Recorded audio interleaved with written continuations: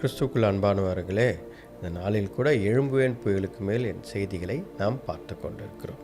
இன்றைக்கு நமக்கு reading passage பார்த்தீங்க அப்படின்னா, மார்க் சுவிசேஷம் 13ஆம் அதிகாரம் 14ஆம் அதிகாரம். அதிலிருந்து ஒரு வசனத்தை நாம் பார்க்க போகிறோம். மார்க்கு 14ஆம் அதிகாரம் 62ஆம் வசனம். நான் உங்களுக்கு இங்கிலீஷில் படிக்கிறேன். I am, said Jesus, and you will see the Son of Man sitting at the right hand of the Mighty One and coming on the clouds of heaven. பாருங்க, ஆண்டவர் இயேசு கிறிஸ்து இந்த இடத்துல கெத்செமனே தோட்டத்தில் அவர் அரெஸ்ட் பண்ணிடுறாங்க. அரெஸ்ட் பண்ண பிறகு ஆண்டவரை பிலாத்துக்கு முன்னாடி கொண்டு வராங்க. ஏன் பிலாத்துக்கு முன்னாடி கொண்டு வருவதற்கு முன்பதாக அங்கிருந்த ஹை ப்ரீஸ்ட், ரைட்டா, பிரதான ஆசாரியருக்கு முன்னாடி கொண்டு வராங்க. அப்போ அந்த பிரதான ஆசாரியர்கள் எல்லாம் அங்கே இருந்த பிரதான ஆசாரியர், அங்கே இருந்த கவுன்சிலு, அந்த சினகாகில் இருந்தவர்கள் எல்லாரும் யூதர்கள், படித்தவர்கள், பரிசேயர், சதிசேயர், வேத சட்டத்தை தெரிந்தவர்கள், அவர்கள் எல்லாத்திலையும் கை தேர்ந்தவர்கள். அதனால் ரிலீஜியஸ் லீடர்ஸாக இருந்தாங்க. இவர்களுக்கு முன்பதாக ஆண்டவர் அமைதியாக இருக்கிறார். ரைட், அவர் சாட்சி அவர் சொல்ல வேண்டிய நேரத்தில் தான் சொல்கிறாரு, அமைதியாக இருக்கிறார். எல்லாரும் எத்தனையோ கேள்வி, எவ்வளவோ கேள்வி கேட்குறாங்க. எல்லாரும் நிறைய கேள்விகளை கேட்கிறார்கள். பதில் சொல்லுங்க என்னை கேட்டுனே இருக்கிறாங்க. அவர் அமைதியாக இருக்கிறார். பாருங்கள், தைரியம் என்பது, கரேஜ் என்பது என்ன?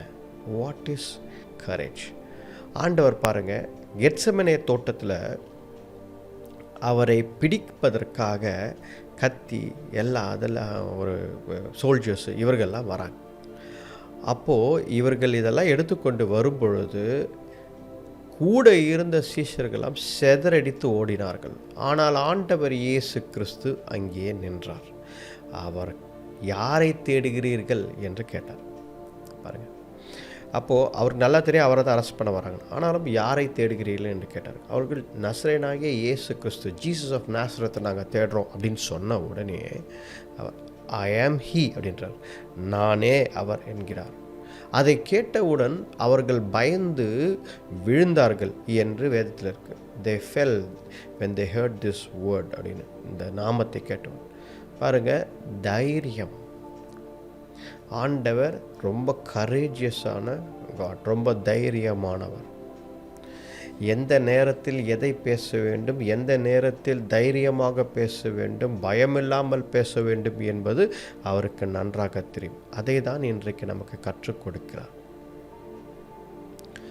அவர் எல்லா ஜனங்களுக்கும் ப்ரீச் பண்ணார், டீச் பண்ணார், நிறைய காரியங்களை செய்தார். ஆனால் வார்ன் பண்ண வேண்டிய நேரத்தில் அந்த பரிசேயர் சதிசேயர் பார்த்து வார்ன் பண்ணார்.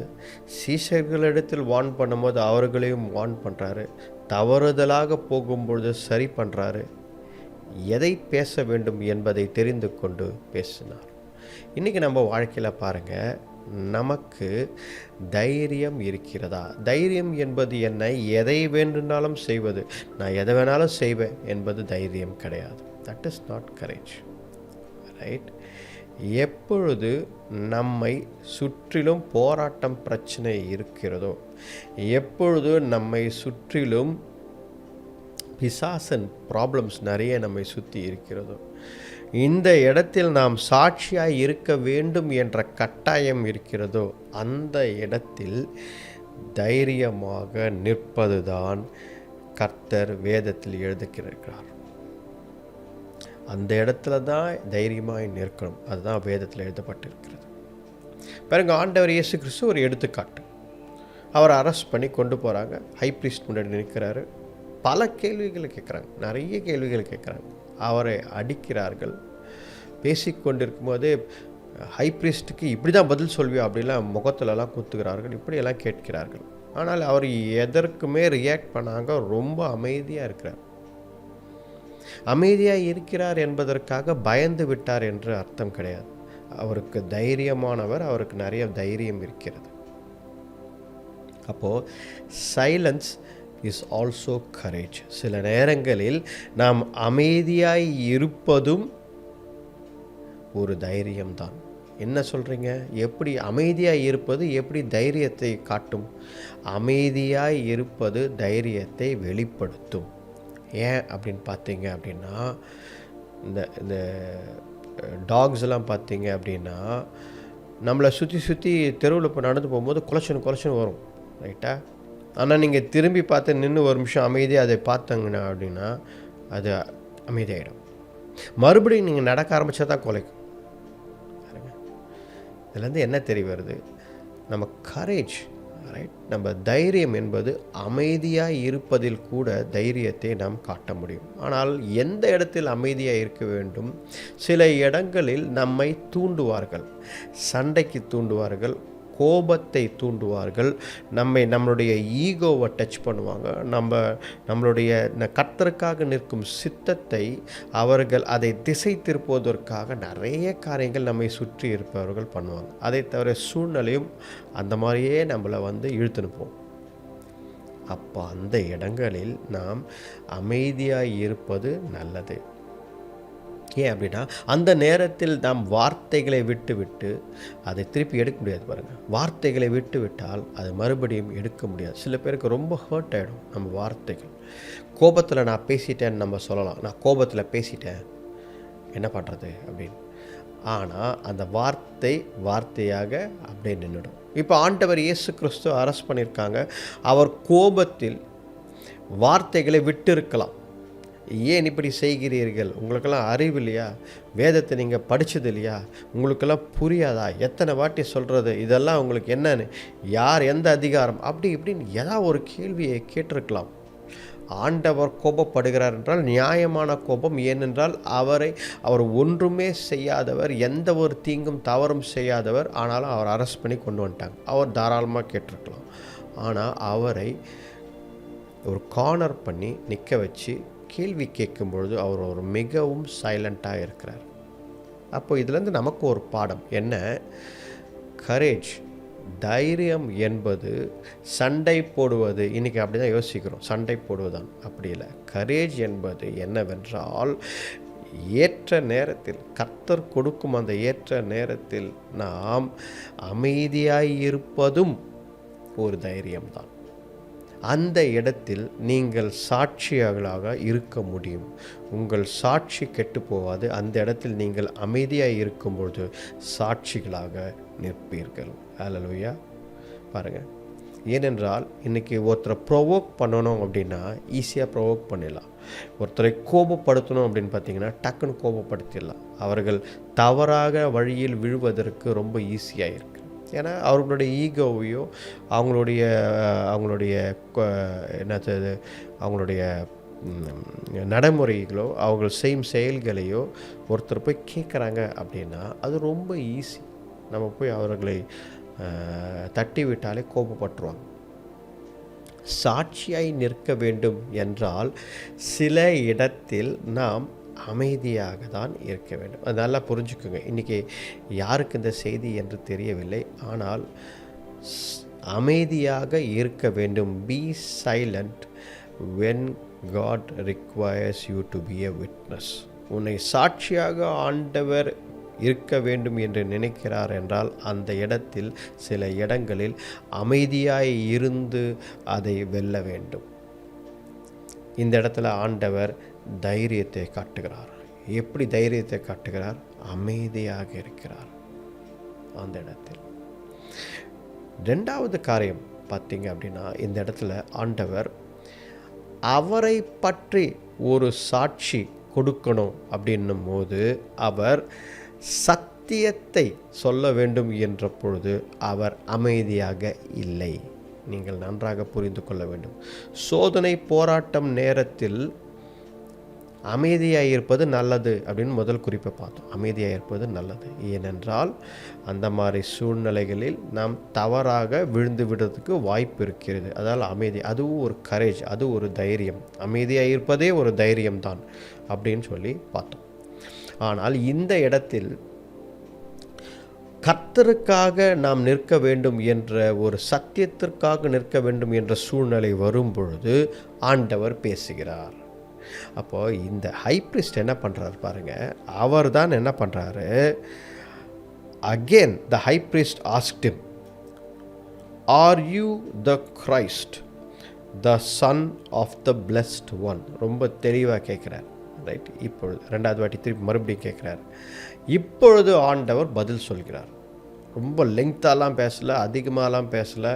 அவரை பற்றி நான் என்ன பண்ணேன், அது பண்ணேன், எனக்கு இதை பற்றி தெரியும், உங்களுக்கு என்னென்ன தெரியும் தெரியுமா, நான் என்னென்ன பண்ணியிருக்கேன் தெரியுமா, இதெல்லாம் பண்ணியிருக்கேன், குஷ்டரோகிகளை சுகமாக்கியிருக்கேன், இப்படி எல்லா சாட்சி அவரை பற்றி எல்லாமே அவர் சொல்லவில்லை. அவரை பற்றி பெருமையாக பல காரியங்களை சொல்லவில்லை. ரைட், நம்ம வாழ்க்கையில் நிறைய பேர் அதை செய்வோம். நம்மளை பற்றி சாட்சி சொன்னால் பல காரியங்களே சொல்லின்னு இருப்போம். ஆண்டவரை அந்த இடத்துல உயர்த்தாமல் எல்லா விஷயங்களையும் சொல்லுவோம். பாருங்கள், அது முக்கியம் கிடையாது. உங்களை நீங்களே உயர்த்தி கொள்வதில் என்ன சாட்சி இருக்கிறது? ஒன்றும் கிடையாது. நீங்கள் செய்த நன்மைகளை மற்றவர்களுக்கு போய் சொல்வதில் என்ன இருக்கிறது? அதெல்லாம் ஒன்றும் கிடையாது. ரைட்டா? அப்போது சாட்சி இந்த இடத்துல ஆண்டவர் இயேசு கிறிஸ்து பார்த்தீங்க அப்படின்னா, ஐ ஆம் என்று ஆண்டவர் இயேசு கிறிஸ்து அந்த இடத்துல சாட்சி சொல்கிறார். நிறைய பேர் பார்த்தீங்க அப்படின்னா கேட்பாங்க, ஆண்டவர் இயேசு கிறிஸ்து வேதத்தில் எந்த இடத்துல நான் கடவுள் என்று சொல்லியிருக்கிறாரு, எந்த இடத்துல அவருடைய தெய்வீகத்தை ஒத்துந்திருக்காரு, டிவைனிட்டி என்னைக்கு ஒத்துந்திருக்காரு அப்படின்னு நிறைய பேர் கேட்பாங்க. இந்த இடம் பாருங்கள், ஒரு பியூட்டிஃபுல் எக்ஸாம்பிள். ஐ ஆம் என்று ஒத்துக்கிறார். அப்படின்னா என்ன அர்த்தம்? நீர் தேவகுமாரனா, நீரா கிறிஸ்துவா, நீர்தான் அந்த ஆசீர்வதிக்கப்பட்ட வருகிற மேசையாவா என்று அவர் கேட்குறாரு. ஆமாம், ஐ ஆம் என்றார் ஆண்டவர். அப்படின்னா என்ன அர்த்தம்? அவர் ஒத்துக்கொள்கிறார், நான் தான் தேவகுமாரன் என்று. பாருங்கள், and you will see the son of man, மனிதகுமாரனை. ஏன் மனிதகுமாரன் என்று சொல்கிறார் அந்த இடத்துல பார்த்தீங்கன்னா, அவருடைய பொசிஷன் பரலோகத்தில் இருந்த பொசிஷனை மென்ஷன் பண்ணுறார். பரலோகத்தில் அவர் மனுஷகுமாரனாக இருந்தார், இந்த பூமியில் தான் தேவகுமாரனாக இருந்தார். அந்த பொசிஷனை என்ன பண்ணுறாரு, கரெக்டாக சொல்கிறாரு, sitting at the right hand. நீங்கள் மறுபடியும் என்னை பார்க்கும் பொழுது நான் பரலோகத்தில் பிதாவின் வலது பரசத்தில் அமர்ந்திருப்பேன் என்று ரொம்ப தெளிவாக அவருடைய ஸ்டேட்டஸ், அவருடைய ஐடென்டிட்டி, அவர் யாராக இருக்கிறார் என்ற ஒரு ரெஃபரன்ஸை கொடுக்குறார். பாருங்கள், அப்போது பூமியில் நான் என்ன செய்து கொண்டிருந்தேன், நான் என்ன பண்ணேன், அது பண்ணேன், இதை பண்ணேன், எங்கள் அப்பா அம்மா இது, எனக்கு இந்த தொழில் இருக்குது, இதெல்லாம் அவர் சொல்லலை. யார் என்று சொல்லும் பொழுது இதெல்லாம் அவர் எக்ஸ்பிளைன் பண்ணல. ஆனால் அவர் யார் என்று சொல்லும் பொழுது கர்த்தருக்குள் அவர் யார், பிதா அவருக்கு என்ன ஒரு வேலை கொடுத்திருக்கிறார், அவர் யாராக இருக்கிறார் என்ற தெளிவான காரியத்தை ஆண்டவர் அந்த இடத்துல சாட்சியாக சொன்னார். நமக்கு என்ன செய்தி? நமக்கு இதில் என்ன செய்தி என்றால், ஆண்டவர் இயேசு கிறிஸ்து சத்தியத்திற்காக அவர் சாட்சியாக நின்றார், அப்பொழுது பேசினார். நிறைய இடங்களில் நம்ம மிஸ் பண்ணிடுறோம். எங்கே பேச வேண்டிய இடத்துல சரியான வார்த்தை பேசாமல் உளறி தேவையில்லாத காரியத்தெல்லாம் பேசி அந்த இடத்தை குழப்பி, அதுக்கப்புறம் வீட்டுக்கு வந்த பிறகு தான் ஐயோ இந்த பாயிண்ட்டை சொல்லாமல் போயிட்டோமே, இதுதானே ரொம்ப முக்கியம் என்ன யோசிப்போம். பாருங்கள், நம்மை பற்றி சாட்சியாக நாம் நிற்க வேண்டும் என்றால் கர்த்தர் அந்த வாய்ப்பை கொடுக்குறாரு. நம்ம பற்றி சாட்சி சொல்ல வேண்டும் என்றால் அந்த நேரத்தில் நம்ம பேசி தான் ஆகணும். அந்த நேரத்தில் பேசும்பொழுது கர்த்தருக்குள் நீங்கள் யாராக இருக்கிறீர்கள், ஆண்டவர் உங்களை எப்படி உயர்த்தி இருக்கிறார், இதை பற்றி தான் நாம் சொல்ல வேண்டும். இதே தான் அன்றைக்கு ஆண்டவர் இயேசு கிறிஸ்து அமைதியாக இல்லை, அவர் யார், அவருடைய பொசிஷன் என்ன என்பதை தெளிவாக பேசினார். பாருங்கள், நமக்கு இந்த உலகத்தில் நிறைய வாய்ப்பு கிடைக்கிறது பேசுறதுக்கு. நம் வாயின் வார்த்தைகள் மற்றவர்களுக்கு சத்தியத்தை போதிக்கிறதா? நம் வாயின் வார்த்தைகள் மற்றவர்களை மாற்றுகிறதா? அது சாட்சியாக இருக்கிறதா? மற்றவர்களுக்கு அது ஒரு கன்விக்ஷன் கொடுக்கிறதா? இல்லை நம்ம பேசுவது எல்லாருக்கும் ஜாலியாக இருக்கிறதா? நிறைய பேர் சொல்லுவாங்க, நீங்கள் பேசினா ரொம்ப ஜாலியாக இருக்குங்க, சிரிச்சுனே இருக்கலாம், ஜாலியாக இருக்குது. ஓகே, அதுக்கப்புறம் அப்புறம் சிரிச்சுட்டு அப்புறம் உங்களை பற்றி யோசிச்சுட்டு நாங்கள் போயிடுவோம். அப்படியா? ஒன்றும் அப்போ நான் பேசுனதில் நீங்கள் ஒன்றும் ஒரு கருத்தும் உங்களுக்கு படலை, கடவுள் உங்ககிட்ட பேசலை, எதுவுமே நடக்கலையா? இல்லைங்க, அப்படியெல்லாம் ஒன்றும் இல்லைங்க. நீங்கள் பேசுனது ரொம்ப காமெடியாக இருந்துச்சு, நல்லா இருந்துச்சு. நீங்கள் ரெஃபரன்ஸ்லாம் சொன்னீங்க, பைபிள்லாம் சொன்னீங்க, அதெல்லாம் எங்களுக்கு ரொம்ப சிரிப்பாக இருந்துச்சு, நல்லா சிரிப்பாக பேசுனீங்க. என்ன பிரயோஜனம்? யோசித்து பாருங்க. என்ன பிரயோஜனம்? ஒரு வேளை ஒரு நண்பர்கிட்ட போய் உங்களை பற்றி கடவுள் எப்படி உங்களை வழி நடத்திருக்கிறான்னு சொல்கிறீங்க அப்படின்னா, நீங்கள் செஞ்ச தவறு, உங்கள் பழைய வாழ்க்கை, அதை பற்றி எல்லாம் டீட்டெயில்டாக சொல்லிவிட்டு, அதுக்கப்புறம் கடைசியாக கர்த்தர் என்னை இப்படி உயர்த்தினார 4 வரியில் முடித்தா, அவர்கிட்ட போய் கேட்டோன்னா அவர் என்ன சொல்லுவார்? ஏங்க நீங்கள் என்னங்க இப்படி வாழ்ந்துருக்கீங்க, இப்படி பயங்கரமாக வாழ்ந்துருக்கீங்களே, இப்படிலாம் பண்ணிட்டீங்களா, அப்படிலாம் பண்ணிட்டீங்களா? கடவுள் எப்படி என்னை மாற்றினார், கடவுளுக்காக நான் இன்றைக்கி எப்படி சாட்சியாக இருக்கிறேன், அதை பற்றி ஏதாவது சொல்லுப்பா, நான் சொன்னேன் உனக்கு ஞாபகம் இருக்கா அப்படின்னா, இல்லைங்களே, இதுதான் டீட்டெயிலாக நல்லா நீங்கள் பேசுனீங்க, தெளிவாக என் மைண்டில் உக்காந்துடுச்சு. அப்போ பாருங்கள், சத்தியத்திற்காக சாட்சியாய் நாம் நிற்க வேண்டும் என்றால் அந்த இடத்துல தைரியம் வேண்டும் அதை பேசுவதற்கு. ஆனால் சரியானதை பேச வேண்டும். சரியான வார்த்தைகளை பேசும்பொழுதுதான் அந்த அந்த எதிர இருக்கிறவர்களுக்கு நாம் போய் பேசும் இடங்களில் ஆவியானவர் பேசுவார். அப்போது இன்றைக்கு நாம் கற்றுக்கொள்ள வேண்டிய பாடம் என்ன? ஆண்டவர் இயேசு கிறிஸ்து என்றைக்குமே அவர் ஐடென்டிட்டியை அவர் மறைச்சதே கிடையாது. எங்கே இருந்தாலும் நான் தேவகுமாரன், அவரை பற்றி பரலோகத்தில் சொல்லும்போது அவர் மனுஷகுமாரன் என்று அவரை பற்றி அடையாளம் காட்டுகிறார். கிறிஸ்தவன் என்ற அடையாளத்தை நீங்கள் எல்லா இடத்திலையும் காட்டுங்கள், மறைக்காதீர்கள். Don't be ashamed that you are a person who believes in Christ. இயேசு கிறிஸ்துவை விசுவாசிக்கிற நபராக இருக்கிறீங்கன்னு நீங்கள் விசுவாசிங்க, அதை அசிங்கமாக நினைக்காதீங்க. தைரியமாக போய் கடவுளுக்காக நில்லுங்க. உங்களுடைய வார்த்தைகள் சரியாக இருக்கட்டும். பேசும் பொழுது மற்றவர்கள் மாற வேண்டும், மற்றவர்களுக்கு அது பிரயோஜனமாக இருக்க வேண்டும். கடவுளை பற்றி அவர்கள் அறிந்து கொள்ள வேண்டும். நீங்கள் யார் என்பதை அவர்கள் கர்த்தருக்குள் புரிந்து கொள்ள வேண்டும். இந்த உலகத்தில் நீங்கள் யாருன்னா அவங்க புரிஞ்சுக்கணும்னு அவசியம் கிடையாது. ஆனால் கடவுளுக்கு நீங்கள் யார் என்று அவர்கள் நன்றாக புரிந்து கொள்ள வேண்டும். அதுதான் மிகப்பெரிய சாட்சி. ஹல்லேலூயா. பாருங்கள், நம் கண்களை மூடி ஜெபிப்போம். ஆண்டவரே இயேசுவே, இந்த நாளுக்காக நன்றி. உங்களுடைய வார்த்தை மூலம் பேசினதற்காக நன்றி ஆண்டவரே. தேவரீர் அப்பா, நாங்கள் சாட்சியாக நிற்க கிருபித்தாங்க. நிறைய நேரத்தில் அப்பா ஏனோதானோ என்று பேசிவிடுகிறோம். தைரியம் என்பது அமைதியாக இருப்பது கூட தைரியம் தான் ஆண்டவரே. எங்களுக்கு கற்றுக் கொடுத்துருக்கீங்க, அதுக்காக நன்றி. இன்றைக்கி நீங்கள் கற்றுக் கொடுத்ததுக்காக நன்றி.